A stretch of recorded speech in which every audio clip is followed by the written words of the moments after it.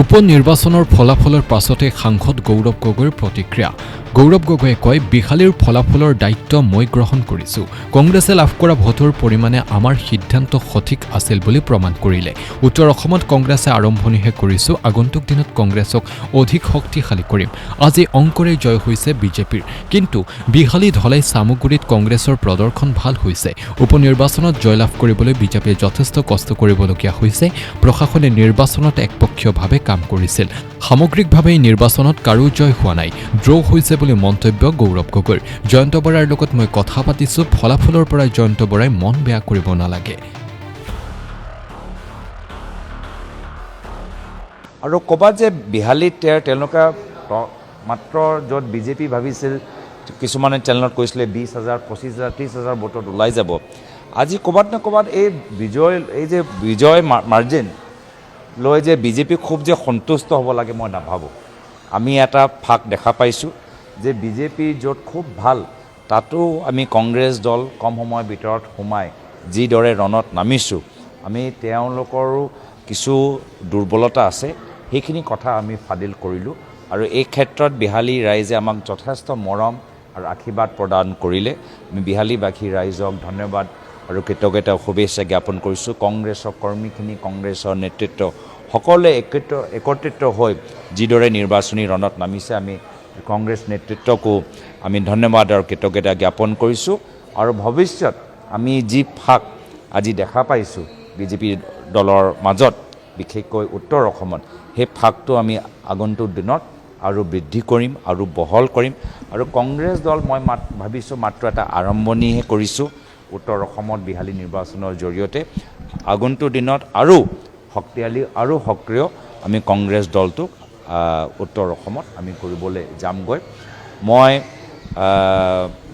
প্ৰথমতে যেতিয়া নিউজটো চালোঁ যে প্ৰথম 2-3 ৰাউণ্ডত আমি 1,000, 2,000, 3,000 ৰাউণ্ড পিছ পৰি গ'লোঁ, তেতিয়া মই ভাবিলোঁ যে হ'ব পাৰে নেকি যে যোৱা নিৰ্বাচনৰ জৰিয়তে আকৌ আমি 22,000, 23,000 ভোটত পৰাজিত হ'ম নেকি। কিন্তু লাষ্টত গৈ যেতিয়া দেখিলোঁ কি নহয় 8,000, 9,000, তেতিয়া ক'বাত নে ক'বাত আমাকো লাগিছে কি যদিও অংকৰত তেওঁলোকৰ জয় হৈছে, কিন্তু আমি সাহসেৰে ক'ব পাৰোঁ যে কংগ্ৰেছ দলৰ ফলাফল বা কংগ্ৰেছ দলৰ পাৰফৰ্মেঞ্চ, কংগ্ৰেছ দলৰ ভূমিকা বিহালী সমষ্টিত যথেষ্ট ভাল। ইয়াৰ লগতে মই ক'বলৈ বিচাৰোঁ যে চামগুৰি সমষ্টিটো মই নজৰ দি আছোঁ। চামগুৰি সমষ্টিটো আজি যি ইংগিত পাই আছোঁ যথেষ্ট ভাল। ঢলাইটো আপোনালোকে দেখা পাইছে যে ঢলাইটো আজি পাৰফৰ্মেঞ্চ আমাৰ কংগ্ৰেছ দলৰ যথেষ্ট ভাল হৈছে। তো এক প্ৰকাৰে আমি নিজৰ চামগুৰি সমষ্টিটো দখল কৰিছোঁৱে।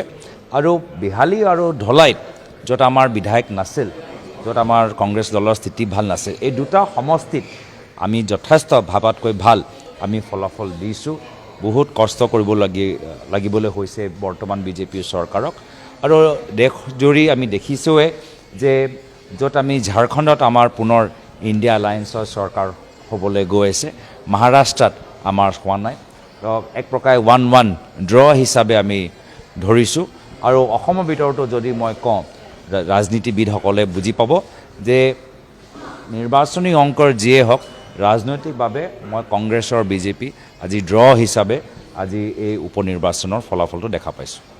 নিশ্চয় মই কৈছোঁতো, যোৱা আমাৰ প্ৰায় 41,000 মই যিমান জনামতে তেওঁ পাইছে নেকি, ইয়াৰ পূৰ্বে আমি পোৱা নাই। আমি সদায় আমাৰ ডিফাৰেঞ্চ, যোৱা লোকসভাত এৰাউণ্ড 25,000, যোৱা বিধানসভাত প্ৰায় 24,000, তাৰ আগতো 2016 চনতো প্ৰায় 24,000, প্ৰায় সদায় আমি 24,000, 25,000 ব্যৱধানত আমি বিহালী সমষ্টিত হাৰি থাকোঁ।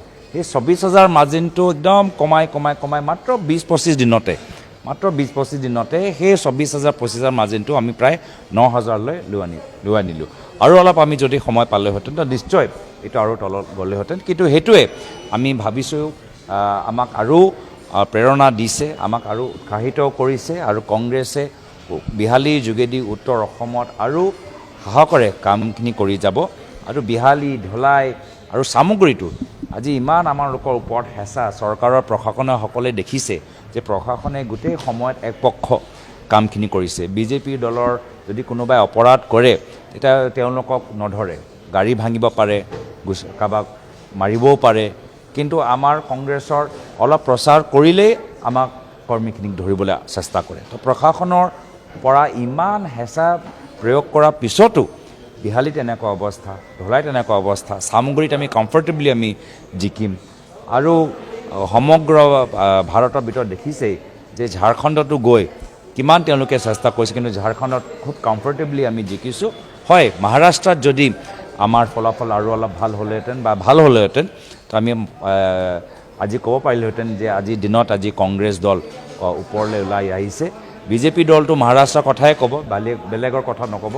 কিন্তু সামূহিকভাৱে যদি আমি চাওঁ, যিসকলে গ্ৰাউণ্ডত মাটিৰ লগত জড়িত, আজি ড্ৰ হিচাপে মই লৈছোঁ। আজি না তেওঁ বেছি সন্তুষ্ট পাৰে, না আমিও বেছি সন্তুষ্ট হ'ব পাৰোঁ। কিন্তু হয়, এটলিষ্ট মই বিহালী সমষ্টি ফলাফলৰ সম্পূৰ্ণ দায়িত্ব মই লৈছোঁ। চাওক, তেওঁ কৈ থাকিব পাৰে, আমাৰ কথাটো হ'ল যে বিহালী সমষ্টিত বহুত কথাখিনি মুখ্যমন্ত্ৰীক কৈছিল। মুখ্যমন্ত্ৰী হিমন্ত বিশ্ব শৰ্মা ডাঙৰীয়া বিহালীত সমষ্টিত গৈ ক'লে যে আমি গোটেই সম্পূৰ্ণ বিহালী সমষ্টিৰ ৰাইজৰ যে ৰাস্তা যি সমস্যা, সেই ৰাস্তা আমি কামবোৰ কৰিম। আমি তাৰ ওপৰত আমি জোৰ দিম যে কামখিনি কেতিয়া হ'ব। চৰকাৰৰ এজন মন্ত্ৰী বিহালী সমষ্টি মাছমৰীয়াৰ মানুহখিনিক তেওঁলোকক কোৱা গৈছিল যে তেওঁলোকৰ চাৰ্টিফিকেটবোৰ তেওঁলোকে পাব, যে তেওঁলোকে মাছ মাৰোঁতে যে একো অসুবিধা নহয়, সেইখিনি কাম সোনকালে হ'ব লাগে, তাৰ কাৰণে আমি জোৰ দিম। তো বিজেপি দল আমাক ব্যক্তিগতভাৱে আমাক সমালোচনা কৰি থাকক, কিন্তু আমি ৰাইজৰ হৈ যিখিনি দাবী বিজেপিয়ে নিৰ্বাচনৰ সময়ত দিছিল, বিশেষকৈ বিহালী অঞ্চলত, সেইখিনি দাবী আখৰে আখৰে পালন কৰিবলৈ আমি তেওঁলোকক বাধ্য কৰাম। বহুতক কৈছিল, মহিলাসকলক কৈছিল 10,000 টকা দিব, কৈছিল নাই কোৱা? বহুতক আমাৰ বিজেপি দলৰ নেতাসকলে কৈছিল যে আমি 10,000 টকা 2-3 মাহৰ ভিতৰত পাব। এতিয়া আমি কাউণ্টডাউন আজিৰ পৰা আৰম্ভ কৰিম যে বিহালী সমষ্টি মহিলাসকলৰ একাউণ্টত 10,000 টকাৰ একাউণ্ট কেতিয়াবা আৰম্ভ হ'ব। কাউণ্টডাউন আজিৰ পৰা আৰম্ভ। তো ভোটটো দেখিলেই, ভোটৰ ক্ষেত্ৰতো চব স্পষ্ট হৈ গ'লতো।